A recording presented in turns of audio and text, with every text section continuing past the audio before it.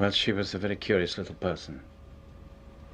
There's a proper word for it, but I think it always sounds very horrid. She was a divided personality.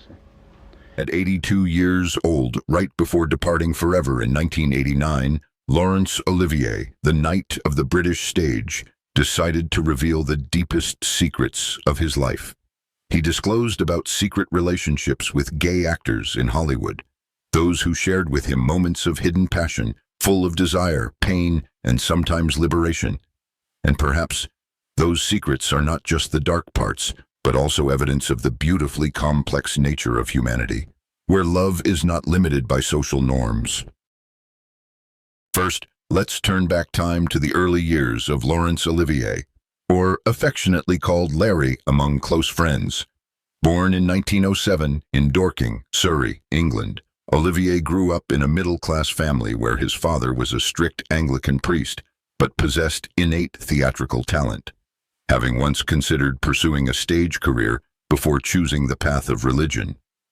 His father's weekly sermons were not just moral teachings, but also vivid performances, full of allure, from gentle, persuasive reminders, like a warm whisper, to resounding funny stories that made the entire congregation shake with laughter.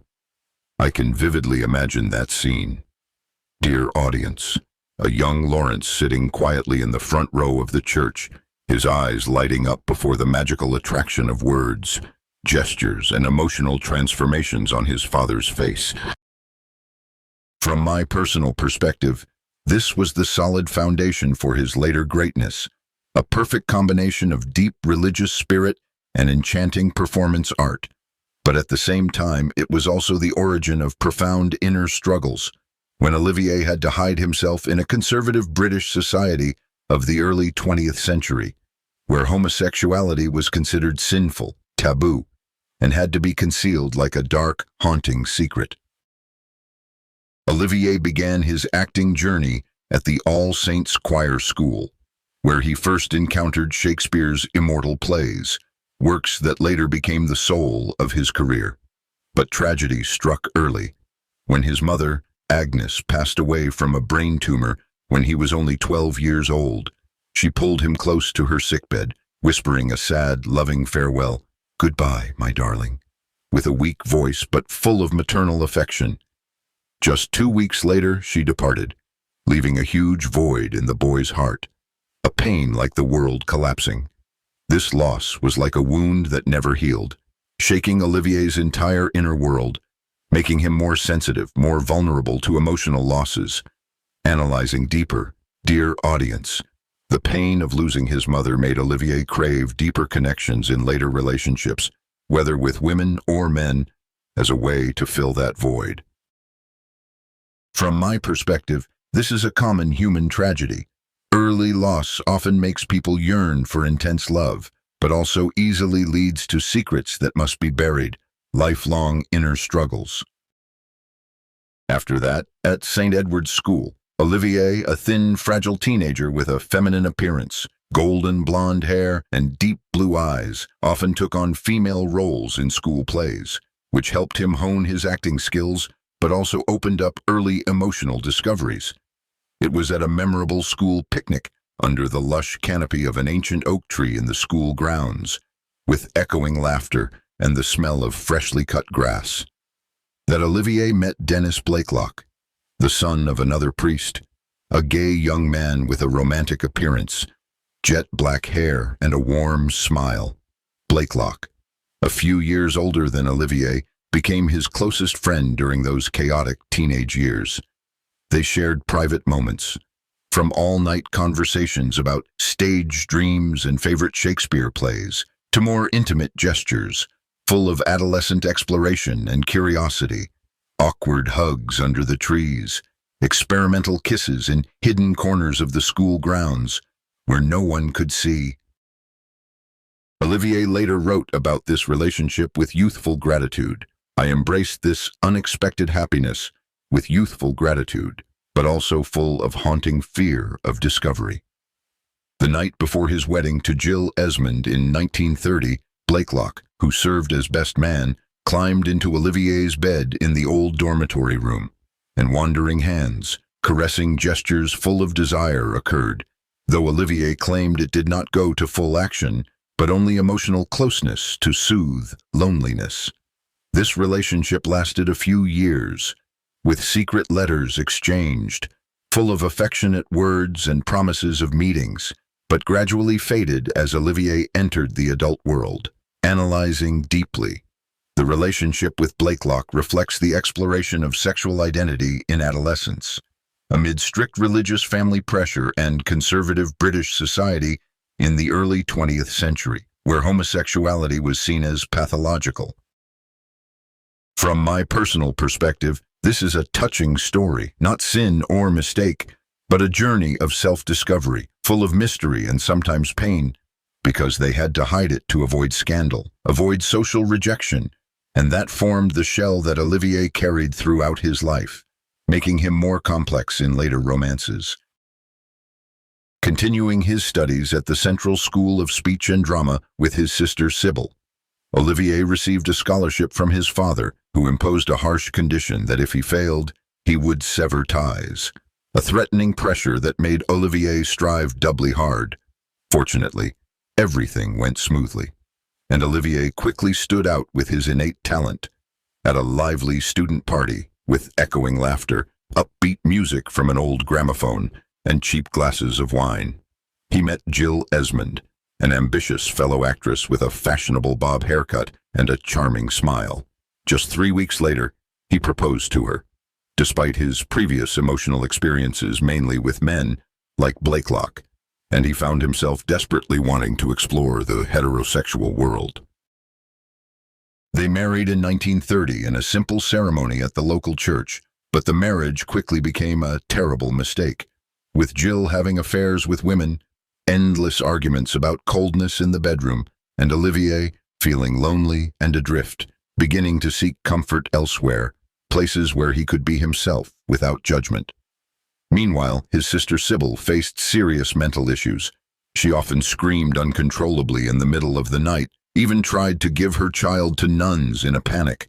Olivier helped admit her to a mental institution, a tragic act full of family responsibility, but it also emotionally exhausted him, pushing him deeper into secret relationships to find inner balance, avoiding facing the piling family pain. Olivier's career exploded when he met Noel Coward at a charity performance in London, with the stage brightly lit and the audience applauding enthusiastically. Coward, the famous playwright and discreetly openly gay, was captivated by Olivier's talent and cast him in Private Lives, a resounding success, elevating Olivier to new heights with praise from the press. Coward became a mentor and close friend, though many suspected a romantic relationship between them, with intimate gestures at private parties and affectionate letters. But in reality, Coward was just a supportive friend, helping Olivier through lonely times. Crossing to America, Olivier followed Jill to Broadway, then Hollywood, where they initially faced failures with unsuccessful films, but Jill received a big offer from Fox Studios, earning $875 a week, a huge sum at the time, making Olivier feel jealous and isolated. At a glamorous Hollywood party in Beverly Hills, with twinkling lights from crystal chandeliers, melodic jazz music, and stars gathered in splendid attire, Olivier met Henry Ainley, an older Shakespearean actor, married with children with an aristocratic appearance, silver hair, and a deep, enchanting voice. Ainley, 57 years old, was enchanted by the young, talented, and masculinely feminine beauty of Olivier, and they began a short but passionate affair in 1937. They met for the first time at that party, chatting over cocktails, sharing about Shakespeare and favorite plays.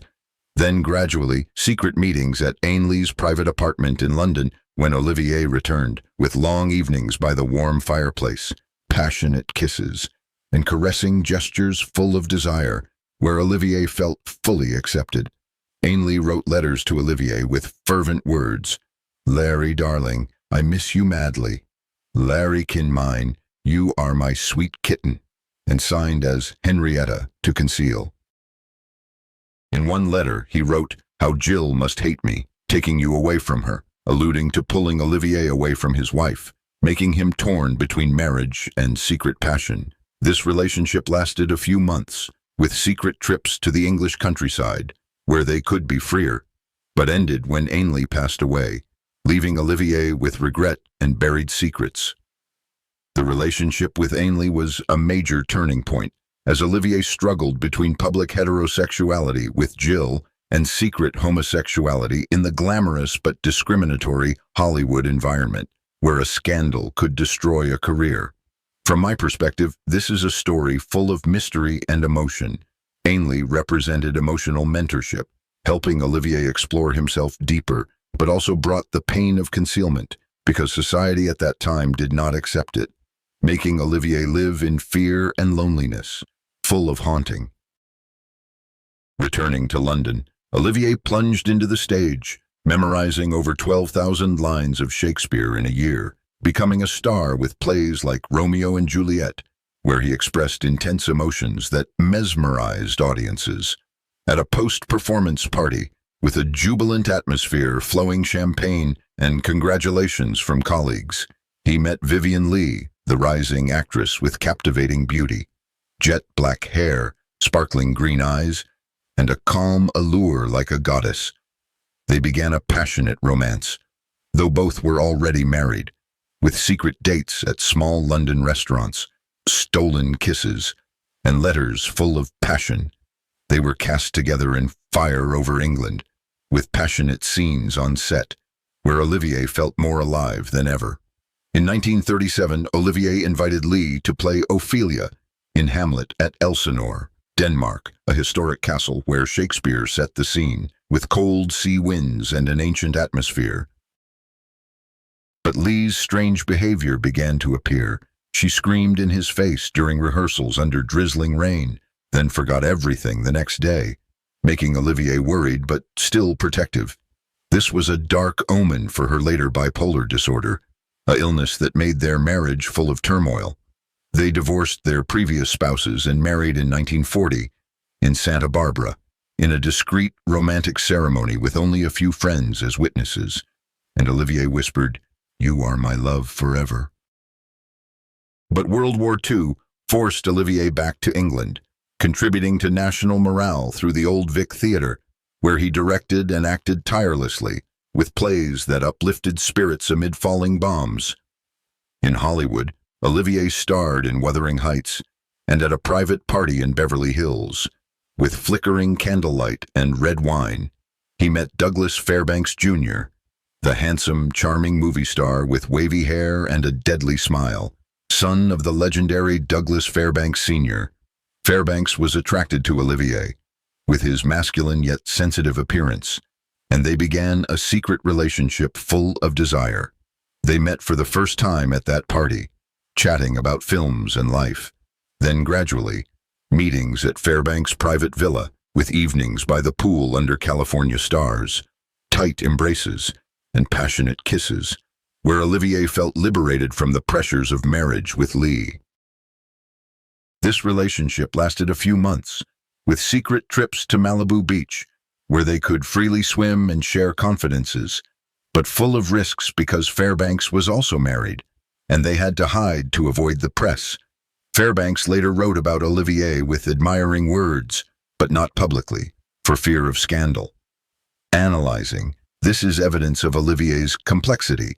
He loved Leigh intensely, but also found special connections with men like Fairbanks, in an era where everything had to be hidden to protect reputation. From my personal perspective, this is the mysterious part, making us reflect on the loneliness of geniuses, those who had to live two lives to survive. Vivien starred in Gone with the Wind. They exchanged passionate but also fiercely jealous letters, with hour-long phone calls full of suspicion and tears. During the separation, Leigh nearly committed suicide by overdosing on sleeping pills after a tense call, full of doubts about Olivier's fidelity. He returned, pushing Leigh to co-star in Rebecca and Pride and Prejudice, but the studio refused because they were still seen as a bad image, an adulterous couple in the public's eyes. Analyzing, their marriage was a symbol of romantic Hollywood love, with sweet moments like strolling on the beach. But behind it were cracks from Olivier's sexual secrets and Leigh's mental illness, causing everything to gradually crumble. On tour in Australia in 1948, the marriage reached its peak tension with sleepless nights and arguments. Leigh had an affair with Peter Finch, the handsome actor whom Olivier had hired for his production company, an ironic decision that caused him pain. In response, Olivier had a relationship with Marlon Brando at a private dinner during the film A Streetcar Named Desire, with the humid, emotional atmosphere of the New Orleans set. Brando, the young star full of allure, muscular build, and deep eyes, met Olivier for the first time on set. But the relationship crossed professional boundaries when they shared dinner at a private hotel, with red candles and wine, talking about acting then leading to intimate gestures. David Niven, a friend, recounted walking into the backyard of a Hollywood villa and seeing Olivier and Brando swimming naked in the pool under the moonlight, embracing and kissing passionately, with whispers full of desire. Larry was kissing Brando, or perhaps the other way around. I turned back and went inside to meet Vivien. She surely knew, but said nothing. Niven recalled, this relationship lasted a few weeks, with secret meetings at the set trailer, where they explored each other passionately, but also full of anxiety because Leigh was nearby. Brando brought Olivier masculine strength, a compensation for the crumbling marriage, but it ended when the film wrapped, leaving Olivier with remorse. Further analyzing, the relationship with Brando reflects mutual compensation in a failing marriage. Olivier sought strength in Brando amid Leigh's breakdown, full of physical and emotional desire. From my personal perspective, this is an emotional tragedy. Gay love was not simple betrayal, but Olivier's way to cope with pain, full of mystery and touching, making us feel sympathy for him. Vivien suffered from bipolar disorder, with increasingly worse outbursts. She screamed for hours in the dressing room, losing touch with reality, forcing Olivier to hold and comfort her in the middle of the night. Helpless, he admitted her to a mental institution for 3 months, where she endured painful electroshock treatments, with cries echoing down the halls. In 1953, Leigh declared her love for Finch and wanted a divorce, but her declining health made everything crumble, like a nightmare. She became pregnant in 1956, but miscarried, falling into terrible depression, with public actions like undressing in a London park under drizzling rain, or hitting Olivier with a towel in anger at home. He sought stability with Joan Plowright, an actress 22 years younger, met at an audition for The Entertainer with electrifying eye contact on stage. They married in 1961, had 3 children, 1 son and 2 daughters, bringing the stable family life Olivier craved, with evenings gathered by the fireplace, telling stories to the children. But the gay secrets still haunted, especially with Danny Kaye. At a Hollywood charity event in 1940, with the stage brightly lit and enthusiastic applause, Olivier met Kaye, the talented comedian, singer, and dancer, with a radiant smile and extraordinary talent. They were immediately attracted to each other, chatting backstage about comedy and theater, then leading to secret meetings at Kaye's villa in Los Angeles. With evenings full of laughter and passion, Kaye, with a fun appearance but full of sensitivity, became Olivier's secret companion for a decade, with private flights to New York, long nights discussing art and life, passionate kisses by the private pool, where they could freely express. Kaye called Olivier Dear Larry in coded letters, and they shared deep emotional moments, like secret vacations to Mexico, where they swam and embraced under the golden sun.